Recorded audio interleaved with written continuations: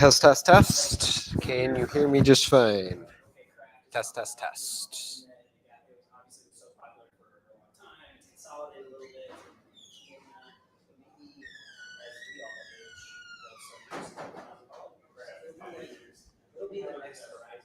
What was that? All right, test, test, test. Can you hear me now? 1, 2, 3.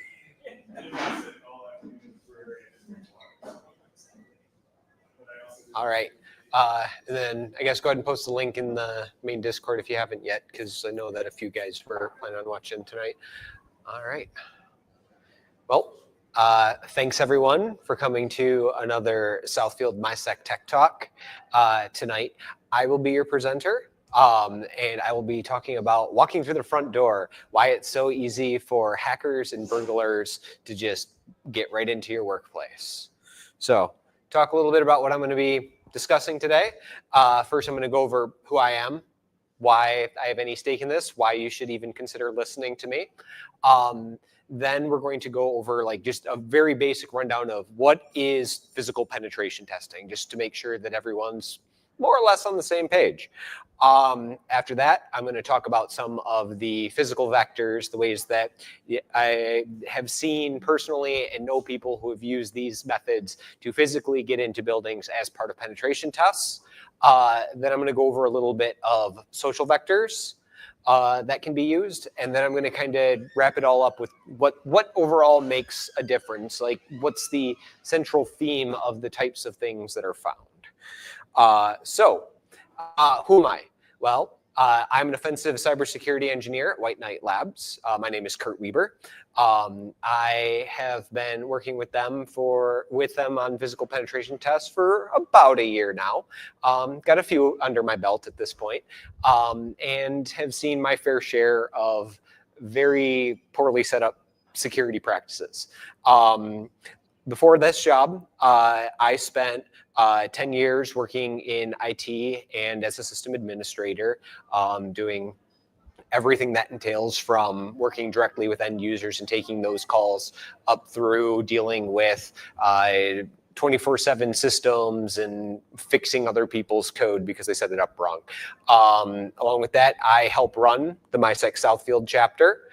So if anyone else is interested in giving a presentation, please reach out to me. More than happy to get more people up here. I don't want to be presenting every single month. And then when I'm not in front of a computer, I like to spend a lot of time out in the woods, usually mountain biking, going backpacking when I get the opportunity. At the very least, just taking my dog out for walks out places. So anywhere I can be, anytime I can be outside, in my mind is time well spent. All right, so what is physical penetration testing? So physical penetration testing specifically is trying to find the holes in a given place's security under a reasonable scope. So it's a good analogy I've heard for this is like trying to make sure that you're using things that are actually valid to your client. If like for example, on an extreme end, if like you're trying to test out a bulletproof vest, if somebody takes like a military grade cannon and shoots at a bulletproof vest, that doesn't do anybody any good because that's not what they're trying to test for. That's not a valid thing in what they're working for. So it's about finding what actually matters for that client. When I say physical penetration testing specifically, I'm referring to that space in between an audit, which would just be a very slow, methodical going around with the defender and testing out every little thing and checking all of the little compliance bits. And the other extreme of that being red team engagement, where you are trying to act like a bad guy and pushing the absolute limits of whatever is considered possible in scope. It's a realm where my job is to start out by trying to find those sorts of wins, but progressively pushing harder and harder and going louder and louder until I get caught, to find where their security actually does succeed. So that way I can best propose to the client what needs to be done to improve their security and work with them on that. So physical security. Of course, everybody in cyber focuses on their digital security. You've got all your stuff for like, multi-factor, your IDS, your EDR, you've got your SIEM set up, you got all this stuff rock solid, but do you have anything in place for if I literally just walk through the front door, pick up a laptop and walk out with it? And depending on the particulars of your business, that could be a potential serious threat vector. So what I'm going to talk about here is specifically all of the biggest weak points that I've seen, or like I said, know people who've seen. So first one, biggest one, loading doors. You may have heard of this as shimming or as the credit card method or jimmying. Either way, it's basically where you just take some piece of plastic or material like that and slide it in between the door frame and the lock, and you kind of wedge out the main plunger so that way you can pop the door open. See this constantly. It is extremely easy to do with very little practice, and it is super, super easy. So how do you protect it? Well, the most straightforward way, it looks like, is just slap a piece of metal over top of it. I can't take my credit card and put that in there anymore, can I? Well, what if I take a wire? All I need is a stiff piece of wire, or there are these things called Williams keys. They're primarily targeted towards emergency responders, but they don't validate. Anybody can go and buy one, where it's essentially just a metal bar in kind of an L shape that you can just kind of stick it behind that space, push down, it pops right open. That's do that all the time. So how do you protect against that? Honestly, easy. One of the most thorough ways would be like a full-length guard. So like the picture that I have here on the screen, the inner lining of that would be where the door that swings out, and that middle portion in between the U-bend there, that's where the door portion of the latch would be. Because at least as far as I've seen, no one's built a tool that can wrap around that yet, and if you get that properly snug, you're probably going to be in pretty good shape there.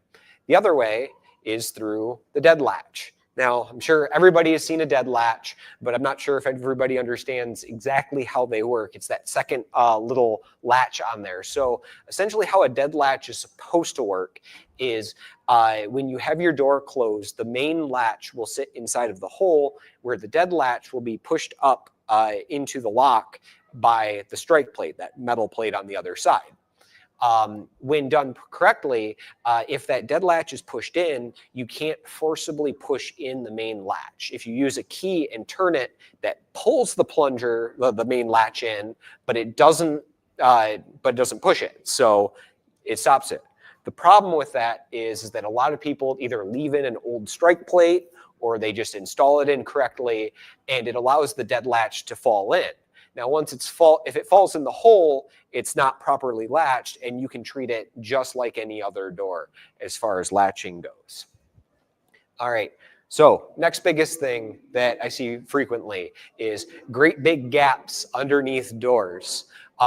This one even is actually extremely large. That is plenty of space for what I would want to do. The attack that I'm going to be talking about here is the under the door tool. These things are quite popular right now. They have been for quite a while. I'm actually impressed by how long they have stayed in popularity without a severe increase in defenses against them. Essentially all it is it's a great big piece of metal that has a U-bend at the bottom, and up at the top it has a metal bit that juts out and a cable that goes down to it. And all you do is you slide it right under that door, just like the picture shows. You swing it up so the cable goes into like a lever, or if you have a crash door, like those crash bars that you can just push into.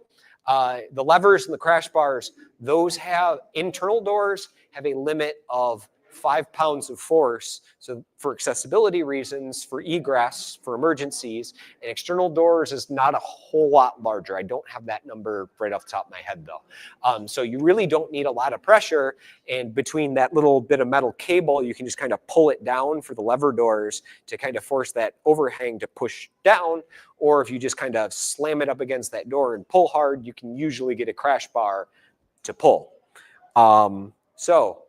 Defending against this, I got another 2 ways. So the first one is a draft stopper or a weather guard. Keep rats like me out. So essentially what you're doing there is just you have that metal plate that goes all the way to the ground and stops it. The important thing is make sure you install it on the correct side though. If you put this on the outside of a door, all I need to do is take an electric drill and just buzz those screws right out, and then I have access to that great big gap again. We actually have a pretty good story about doing that one. It's a little bit long for right now. I don't know how much of that story I'm allowed to tell, but I can tell you that that is something that is done regularly. So along with that is actual shoulder guards. These seem to be becoming more popular, and they come in all sorts of shapes and sizes, where it's usually, it could be anything from just that little metal bit blocking the end of the handle, or to like a full covering on the door, over the door, that's handle that stops me from taking the under the door tool and getting that cable up and through that little gap. It basically stops that trick right in its track, at least for lever doors. So I've shown tools that are so far very much based on the sort of like wedge plungers that you deal with a lot, or based on very specific door handles. Now, most people might think, what about like a standard deadbolt? Well, you can't really Lloyd a deadbolt, and I can't exactly use an under the door tool to get around that. Well, I've got a tool for that too. It's called a J tool. Essentially all it is it's just a piece of metal with a little endy bit that can spin. And at the bottom, at the base of the tool, you can twist that to force the other end of the J tool to twist. You just pop that through a crack, you line that up with the thumb turn, and you twist. And you can pop that right open too. These are great for a lot of like big front glass doors, because a lot of people will have just basic deadbolts for those, and they usually have a lot of big gaps on those. So you can get some pretty good traction with tools like that.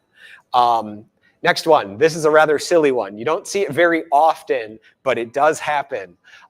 Hinges on the outside of the door. If you put the door on effectively backwards, to get out those hinges, all it is a single pin. Usually there's a little bit of protection, but it's pretty trivial to get those off. Pop that pin right out, and then just walk the door off from the wrong side. So the obvious fix for that is make sure that your hinges are on the inside of your doors wherever possible. But in cases where you can't do that, there is proper protection you can use. Security pins. Essentially what you do is on the hinges, you buy security pins, which are relatively cheap, and instead of putting in one of the screws or multiple, it has a screw on the end that goes into the wall. And then the other side is just that little jut out, because when you close the door, it goes into the opposite end hole, and it essentially stops me from moving that door. So having a few of those in can stop this kind of attack in its place. Next attack I wanted to talk about is common keys. Common keys are everywhere. File cabinets, telephony boxes for access into things, even fleet cars. Actually, there's some pretty surprising fleet cars that aren't even like restricted, that if you do some Googling, you can find them and buy them. Not recommending it, but it's a little bit surprising how easy it is to get a hold of a lot of these. Just having a key ring with a few of these around can get you into a lot of things that you're not supposed to have access to. So if you're trying to defend against this, knowing what those key bits are and what they're used for, and making sure that what you're defending is not behind a common key is very important. All right. So this one is probably a little bit more sensitive, but improperly set up accessibility buttons.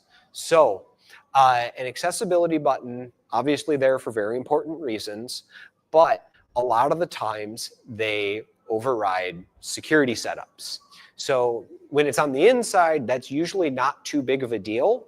But if it's too close to the actual door, then I can use something like the under the door tool or just like a nice big wire and just reach through a crack in the door and hit that and pop the door open. Or something you don't see quite as often but does happen sometimes is external doors having the override. So where I can just walk by a building that's supposed to have like a badge reader or whatever, and I can just slap that button, door pops open for me. But like I said, not as common, but when it does happen, makes my life a heck of a lot easier. Now for one that I personally like a lot. How am I breaking in with a can of air? Obviously, you probably aren't thinking about too much what sort of things that it could be done with this. But if a lot of doors have a motion detector that unlocks the door or pre-opens it for people. And if you do what these canisters explicitly say not to do, and you flip it sideways or upside down and you spray, if any of you have ever done that before, you know that a little bit of the fluid comes out and it's very visible. Between that and the fact that it is actually very, very cold, and it's enough between the little bit of spray that's seen and the fact that it cools the air around it so fast, that's usually enough to set off motion detectors, and it'll pop the doors right open. I've even heard of someone, I have not seen any images of this, I've heard of someone doing this with balloons, where they'll get a balloon through a crack, try to blow up the balloon and let go, and let the balloon fly down the hallway, and sometimes that's enough to set it off. One that I can definitely verify, and this is a pretty easy video to find. There's a rather famous physical penetration tester who does a lot of community outreach. He has a video of himself up online where what he does is he walks up to a set of double glass doors with a glass of whiskey. He puts just a little bit in his mouth, puts his mouth right up to the between the doors and spits. And because he sprays it, it sets off the motion guard and he's able to open the door right up. It's like not even a 20-second video. Definitely recommend going and checking that one out. Then, of course, the big one, badge cloning. The more common way would be something simple like a flipper. Most people know what a flipper is. If you don't, it's a small radio frequency and hardware hacking tool. Got very, very popular for a while. A lot of people will recognize them. So usually they're not particularly subtle, especially if you do them in the standard form factor. I believe it's open source, so you could probably build your own or at least design your own case around it easy enough. Then if you wanted to get more complex, there's devices like the Proxmark out there that can have a lot more badge cloning functionality. I'm actually going to be doing a short talk about this at CloudCon coming up in Grand Rapids later this month. So if anybody's going to be out at CloudCon, come on and check it out.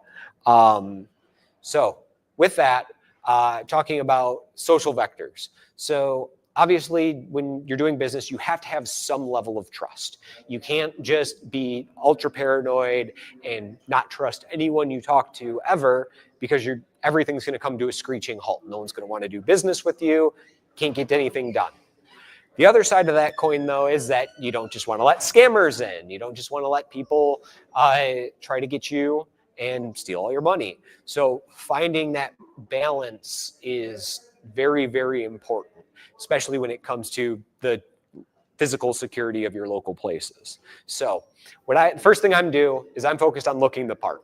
I go and I'll look at all your stuff online, just use basic open source intelligence type stuff, hashtag new badge. You find a whole bunch of people who are constantly posting their badges online who really shouldn't be.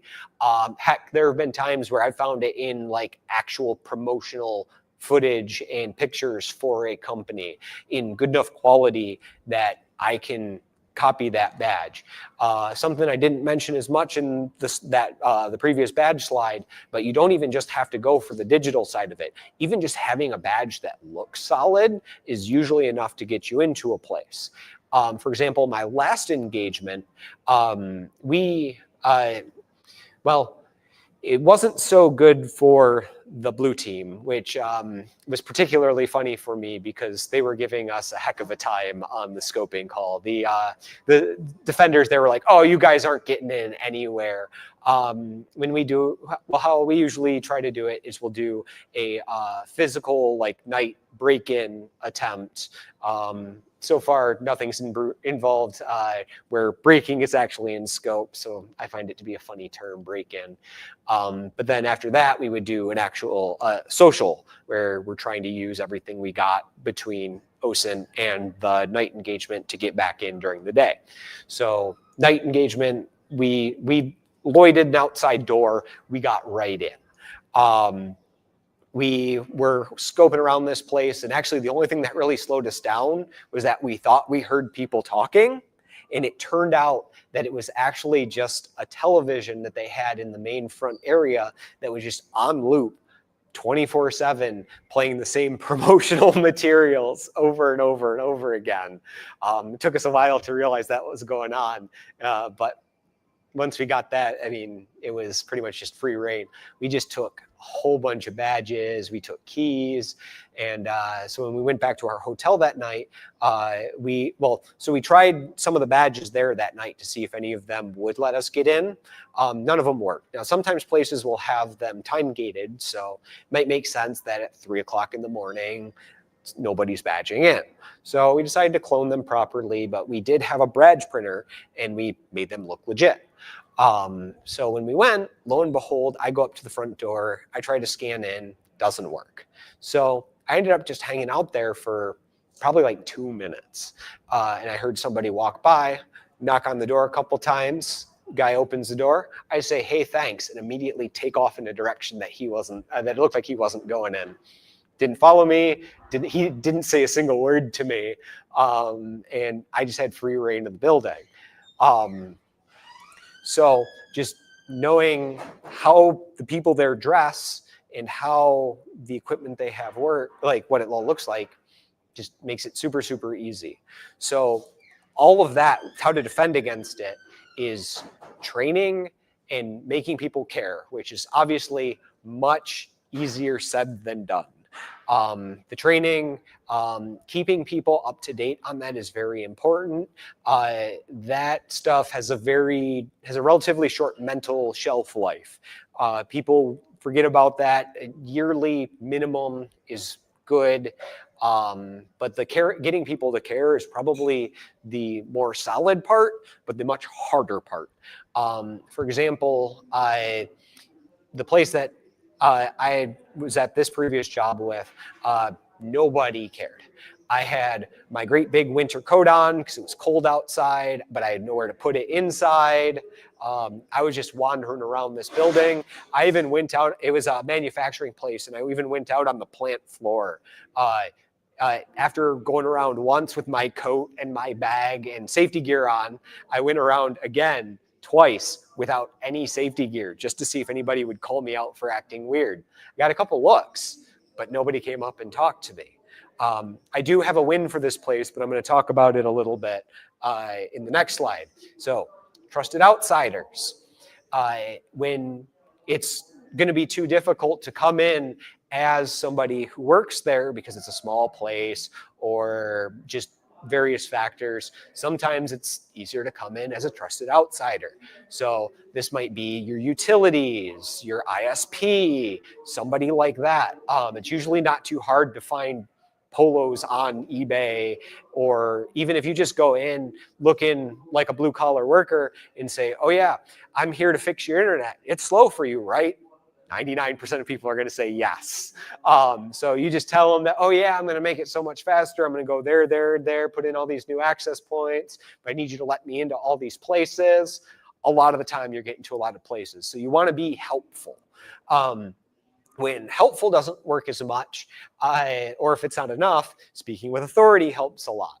So for example, that place that we were just running house on, we decided, well, as we were kind of doing the ramp up, trying to get more and more brave about how we were doing things, we decided that we were going to try to go back in through the front desk and actually talk to the front desk person there. And I was going to go in with my guest badge, which was one that we had swiped. It didn't have a picture on it, which I didn't know was not normal until we get into this a little bit. And I was going to go scan it.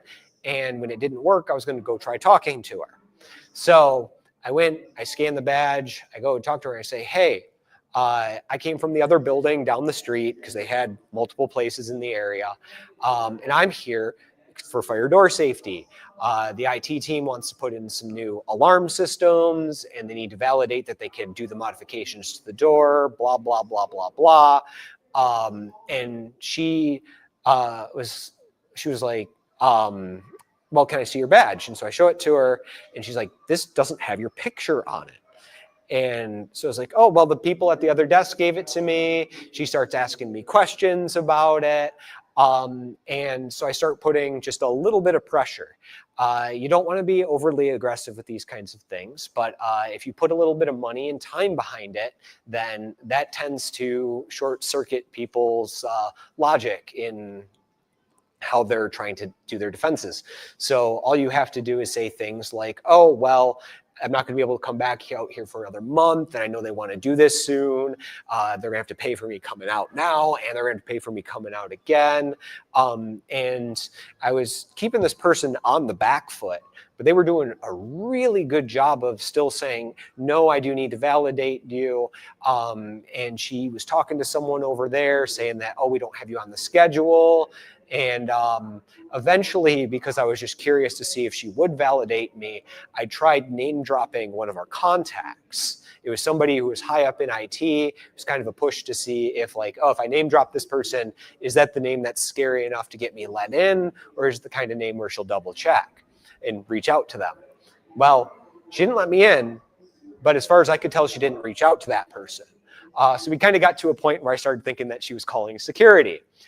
So I ended up actually having one of my other guys give me a phone call, and she had handed me back the badge, which she probably shouldn't have done. And I just started complaining on the phone, oh yeah, they screwed up the schedule, blah, blah, blah. And I just walked out. So overall, I think she did a pretty good job. I would have given her like a B+ on this one because, well, she should have took the badge from me, and there are pluses and minuses to trying to stop someone who's leaving like that, because you probably want to try to figure out who they are and what they're doing. But at the same time, trapping someone can be a little dangerous. But she did stop me from going in. So she did her job. I was very, very happy with her on that one, and we were able to give her a great report on that. So ultimately, what makes the difference? Well, number one, know what you're defending. This is something, doesn't matter whether it's physical, social, digital. If you don't know everything that you're defending and everything that's in your network, your space, then you're not going to defend it properly. You're either not going to set your priorities right, or there's going to be something you're not looking at that's going to cause problems. Next up is going to be complexity is the enemy of security. It doesn't matter if you've got the most high-end military grade, multi-factor, super ultra badge scanning system, Face ID, whatever in the world. If it takes a lot to set up, somebody's going to mess up something somewhere. There's going to be mistakes. And even if there aren't mistakes, if your end users think that it's more of a pain to deal with than it actually benefits, they're just going to subvert it. That's how you get instances like your security operations center using a CISSP book to pop the door open. Because stuff like that happens. So after you've gotten those things taken care of, you need to be thinking like an attacker. An attacker doesn't follow the rules. You got to think about those little things, like calling back to the very first slide. For anyone who didn't catch what the trick with that particular gate was, it's you could just climb up over it. It looks like a ladder. It's very, very easy to just climb right over it. And then last but definitely not least, you got, like I was saying earlier, you got to get your people tied into your security. I know that it can be very, very difficult to get people to care, but showing people the impact they can have and finding ways to incentivize them can make a huge difference. For example, one idea that I heard about not that long ago that I personally like a lot is assigning someone in the company a weird badge on a regular random basis. And if anyone else notices the weird badge, they get a little prize, something that's enough of an incentive to keep people interested. And you run this frequently enough that people are always looking. And you're not going to get everybody watching the badges all the time, but you're going to get a percentage of people. And a lot of red teamers aren't always going to find the most recent badge that's out there. It might be an old style, or they might make a mistake somewhere. Maybe their printer messes something up, but sometimes they'll just run with it. I actually know guys who purposefully will add cheeky things on their badge. Like instead of their name, they'll put like John Hackerman, or their job title will just be intruder. So if anyone's actually looking at their badge, they'll get caught right away, but nobody looks at them. So just by having stuff like that and actually trying to look at the security in some of those weirder angles will make a huge, huge difference. So, all right. Well, thank you, everyone. I would like to open up the floor for any questions. What do you recommend for like opening labs at home? Okay, yeah, for opening locks at home. So one thing I didn't mention as much is lock picking, which is what everybody thinks about. Lock picking is a good skill to have, but honestly, it's very far down on the list of things that I am going to do when I'm trying to go in. It takes a little bit of time. It can be a little bit clunky, depending on the style of locks and things. I don't want to actually damage them. So, but it is a good place to get started. The Open Organization of Lockpickers, they have a pretty solid starter set. And if you watch YouTube channels like Lockpicking Lawyer, then there are a lot of places to learn the basics of stuff like that. As for some of these other things, it's a little bit tricky to find good ways to test that. You could set up some of your own stuff. I know people who have their own mock-ups of basic business style doors, so that way they can try out tools or things, or companies that will have labs to set up for this kind of thing. But honestly, getting decent at lockpicking and showing an interest in the field in general is just, and talking about various entry vectors is just a great way to get started.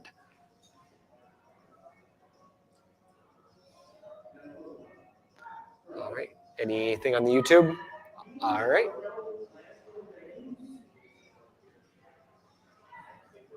All right. Well, thank you everyone for coming out for another MISEC Southfield Tech Talk.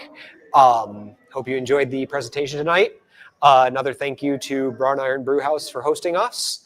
Our next meeting will be a social. We'll be hosting that on the 24th.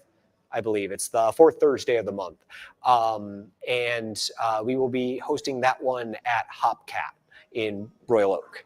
So I hope to see you all out there, and I hope you have a great evening.